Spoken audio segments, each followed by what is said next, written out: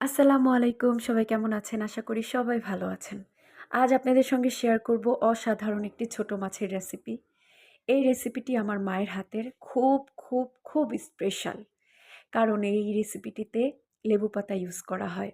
Guys ছোট মাছ, বিভিন্ন ধরনের ছোট মাছ, আলু কিউব করে কেটে সাথে কয়েকটা উস্তা দিয়ে যদি রান্না করা হয়, খুব মজা লাগে। আর সাথে যদি থাকে গরম, গরম ধোয়া ওঠা ভাত আর ছোট মাছের চচ্চড়ি।